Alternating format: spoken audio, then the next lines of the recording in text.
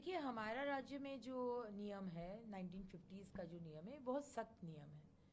और हम लोग ये भी नहीं बोल रहे कि जो बिजनेस चल रहे हैं उसको बंद करना है, लेकिन हमारा स्ट्रिक्ट नियम जो 1950s का नियम में ही लिखा हुआ है, 14 साल के नीचे के कैटल को काटा नहीं जाएगा।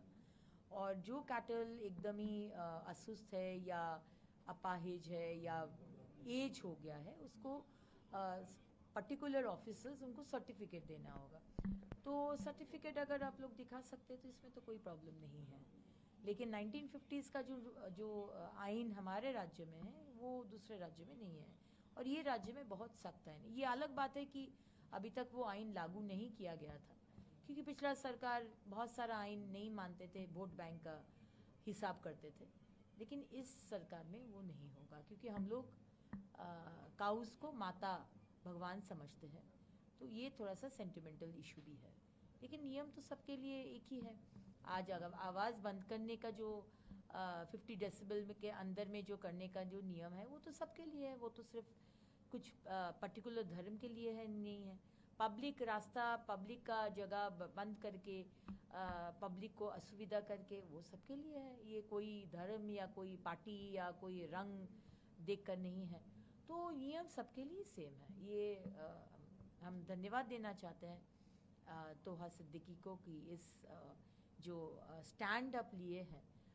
मुझे लगता है कि ये एक बड़ा फोकस के लिए, बड़ा जो हम लोग राज्य को बहुत आगे लेके जाना चाहते हैं, क्योंकि बहुत टाइम लॉस हो गया। 15 साल, उसके आगे 34 साल, 50 साल के ऊपर बंगाल को कुछ नहीं मिला। और बंगाल को नहीं मिला माने हिंदू को भी नहीं मिला, मुसलमान को भी नहीं मिला।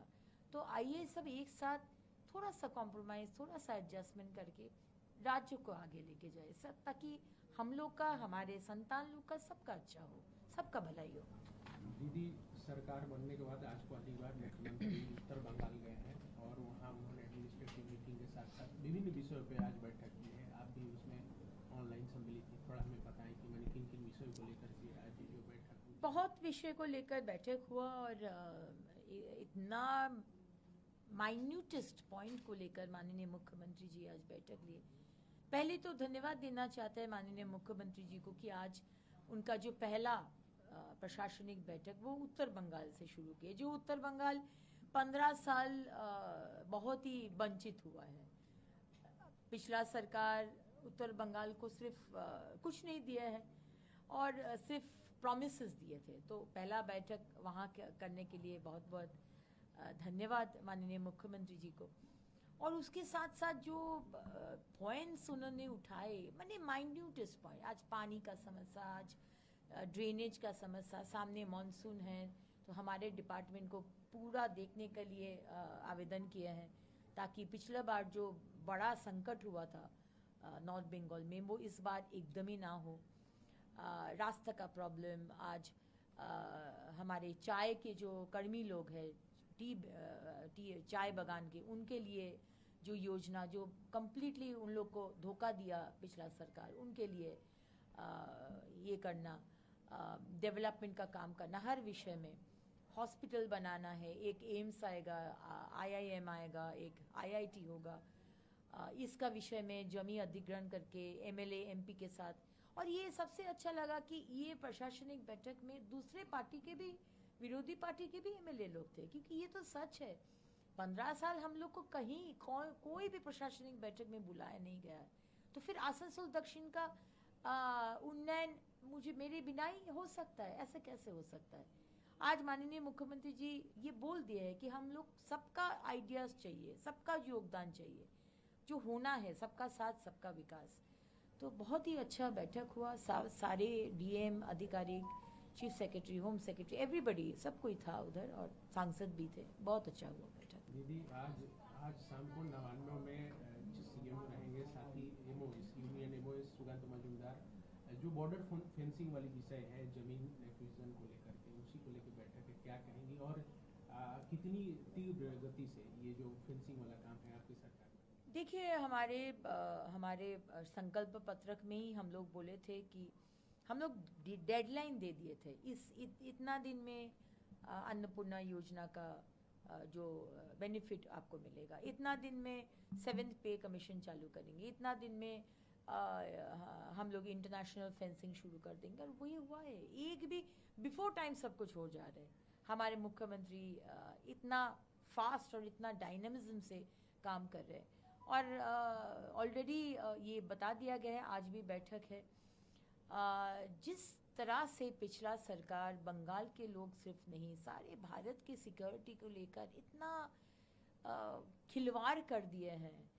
सारे टेररिस्ट, इलीगल इन्फिल्ट्रेटर्स बंगाल से घुसे और सारे देश में जाकर टेररिज्म एक्टिविटी किए। ये कोई हक नहीं था ममता बनर्जी और आप तृणमूल सरकार के करने में। लेकिन आज पहला दिन से माननीय मुख्यमंत्री जी बीएसएफ को ये देना और स्ट्रिक्टली बोल दिया है कि कैटल स्मगलिंग, महिला का trafficking, drugs, fake currency, complete zero tolerance विषय ये माननीय मुख्यमंत्री जी ने स्ट्रिक्टली आधिकारिक को बोल दिया है।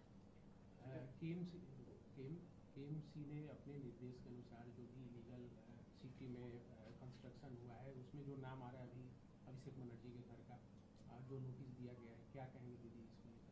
इसमें कहने का कोई विषय नहीं है। अभिषेक बनर्जी हमारे भारतीय न्याय संहिता या हमारे देश के रूल्स के ऊपर तो नहीं है, हम भी ऊपर नहीं है, हमारे ऑनरेबल चीफ मिनिस्टर भी ऊपर नहीं है, ममता बनर्जी और अभिषेक बनर्जी भी ऊपर नहीं है। हम लोग सारे बंगाल में नोटिस भेजे हैं, बोले हैं नोटिस भेजने के लिए। जो जो इलीगल बिल्डिंग जिसमें कोई पेपर नहीं है, कोई डॉक्यूमेंट नहीं है, फायर लाइसेंस नहीं है, जिसमें कमर्शियल एक्टिविटी चल रहा है, और नोटिस भेजेंगे हम लोग। नोटिस भेजकर आपको टाइम देंगे। फायर लाइसेंस नहीं है, आप लोग फायर लाइसेंस ले लीजिए। ट्रेड लाइसेंस नहीं है, आप लोग ट्रेड लाइसेंस ले लीजिए। एग्जिट का कोई आग लगेगा तो कोई रास्ता नहीं है, छोटा सा तिलजला का बिल्डिंग जैसा छोटा सा सीढ़ी, 2 जन खड़ा नहीं हो पाएगा तो भागेगा कैसे? आपका गलती के लिए बाकी और 50 जन मरेगा, ये तो अलाउ नहीं कर सकते। सो टाइम देंगे, रेक्टिफाई करने का अपॉर्चुनिटी देंगे। अब अभिषेक बनर्जी घर बनाए हैं उनका नाम में, उनका पापा का नाम में, उनका लीप्स एंड बाउंस कंपनी उनका नाम में, घर लीगल, लेकिन घर के साथ और भी कंस्ट्रक्शन कर लिए जो इलीगल है, तो उसका नोटिस भेजे। इसमें अभिषेक बनर्जी कोई भगवान नहीं है, ममता बनर्जी भगवान नहीं है, आप और एक जन नागरिक है हमारे राज्य का। जो नियम नहीं फॉलो करेगा उसको हम लोग नोटिस भेजेंगे। दीदी, इस विषय को लेकर जब मेयर फिराद हकीम से पूछा गया तो बोलते हैं कि हमें कुछ जानकारी नहीं है इसके बारे में। जानकारी होता तो फिराद हाकिम शायद नोटिस भेजते। अब जानकारी तो फिराद हाकिम जी का वाओ मोमो फैक्ट्री का भी नहीं था, लेकिन वाओ मोमो फैक्ट्री में 30 जन का मृत्यु हो गया। एक बार भी गए थे फिराद हाकिम साहब देखने के लिए कि जिसका पिताजी, जिसका भाई, जिसका हस्बैंड मर गया है, हड्डी भी नहीं मिला, गए थे देखने के लिए 30 फैमिली को। उसका दायित्व लिए है आपका सरकार? नहीं लिए थे। आपका जो मुख्यमंत्री, हमारा एक्स मुख्यमंत्री, टाइम भी नहीं मिला। तो ये तो हम लोग नहीं करेंगे। राज्य का सुरक्षा का दायित्व हमारे सरकार के है, और सुरक्षा देने के लिए जो आप इलीगल बिल्डिंग बनाएंगे, आग लगेगा, 10 और बिल्डिंग अफेक्टेड होगा, लोग मरेगा, ये तो हम लोग नहीं करने देंगे। तो जो करना है सुरक्षा देने के लिए, जो नियम है, जो आईन है, ये हम लोग करेंगे।